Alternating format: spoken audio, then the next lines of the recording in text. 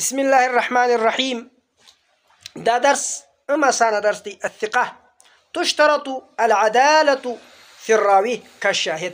لك بشاهد كي عدالة شرطي براوي كي هم عدالة شرطي.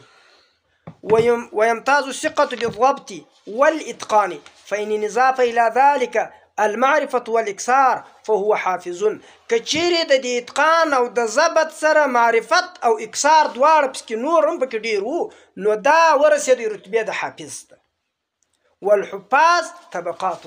حفاظ دا طبقی دي. اس خالد شاهد و دراوی دونه فرق دی چې دراوی که واحد وي خبر واحد قبول دی، او شاهد چې وي داغه شهادت نه قبلیږي.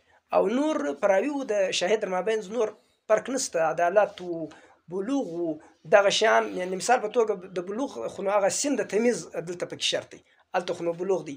او اسلام دی دا شان پراوی کې هم شرط دی، په شاهد کې هم شرط دی. او دغه چې نور شان اکثار و دا شی ورسره راسي، نو ډېر روایات یې کړي او دا رقم اتقان وي، ضبط وي، عدالت وي، روایات یې ډېر وي، دا نو بیا د حافظ درجه تورس. او حفاظ دا بیا طبقې دي. ځه نمونه یا خمود محمد صاحب. في ذروتها أبو هريرة رضي الله عنه، وفي تابعين كابن المسيب، وفي صغارهم كالزهري، وفي أتباعهم كسفيان ومالك، ثم ابن المبارك ويحيى بن سعيد ووكيع وابن مهدي، ثم كأصحاب هؤلاء كابن المديني وابن معين وأحمد وإسحاق وخلق، ثم البخاري وأبي زرعة وأبي حاتم وأبي داود ومسلم، ثم النسائي وموسى بن هارون وصالح جزر وابن خزيمة، ثم ابن الشرقي، وممن يوصف بالحفظ والإتقان جماعة. هغه چې حفظ هم لري، اتقان هم لري، په دې کې یو جماعت د صحابه دي او د تابعینو دي. ثم عبيد الله بن عمر وابن عون ومسعر، ثم زائدة والليث وحماد بن زيد، ثم يزيد بن هارون وابو أسامة وابن وهب، ثم أبو خيثمة وأبو بكر بن أبي شيبة وابن نمير وأحمد بن صالح، ثم عباس الدوري وابن واره والترمذي وأحمد بن أبي خيثمة وعبد الله بن أحمد، ثم ابن سعيد وابن زياد النيسابوري وابن جوس وابن جوصاء وابن أخرم، ثم أبو بكر الإسماعيلي وابن عدين وأبو أحمد الحاكم، ثم ابن منده ونحوه، ثم البرقاني وأبو حازم العبدوي، ثم البيهقي وابن عبد البر، ثم الحميدي وابن طاهر، ثم السلفي وابن السمعاني. دا ابن طاهر نه دی، دا ابن طاهر دی د علم د پاره دون خواري کښلي دي. دا الته په د صفحات من صبر العلماء على شدائد علم والتحصيل کې لیکلي دي. دی وایي 4 واره په اسپارو کې ماته دا مشکل پیښ شوی دی چې د چولاوي د وجه سم خپل بوجي تشلي دي. چلو. ثم عبد القادر الحازمي، ثم الحافظ سياع وابن سيد الناس خطيب تونس، ثم حفيده حافظ وقته أبو الفتح، وممن يعد من الحفاظ في طبقة الثالثة عدد من الصحابة وخلق من التابعين وتابعيهم وهلم جرا إلى اليوم. فمثل يحيى القطان يقال فيه فمثل يحيى بن القطان يقال فيه. وس هغه د دې د تعدیل او د دې اقوال دې درته ذکر کوي چې پلان کې دا رقم الفاظ کیږي. څنګه ویل کیږي؟ امام وحجة وثبت وجهبذ وثقة ثقة. ثم ثقة حافظ، ثم ثقة متقن، ثم ثقة عارف وحافظ صدوق. دا چې په چا کې ذکر سي دا د ثقاهت اعلی مراتب دي.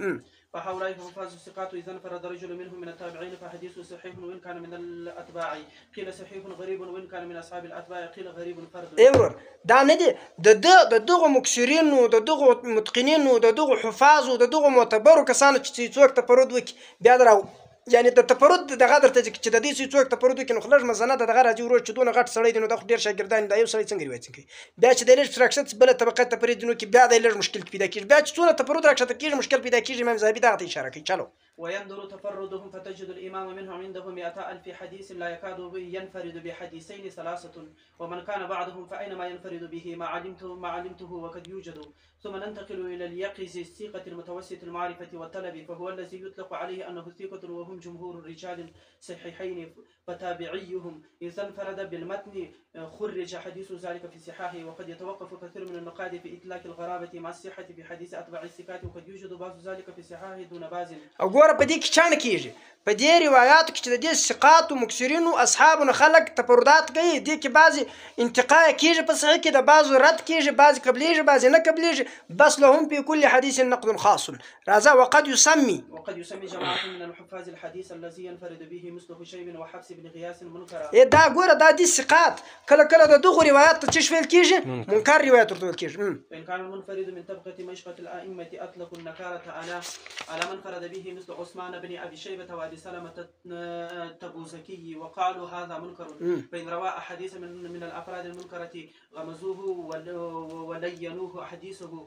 ولينوا حديثه وتوقفوا في توثيقه، فإن رجع عنها وامتنع من روايتها وجوز على نفسه وهم فهو خير له وأرجه لعدالته، وليس من حد الثقة أنه لا يغلط.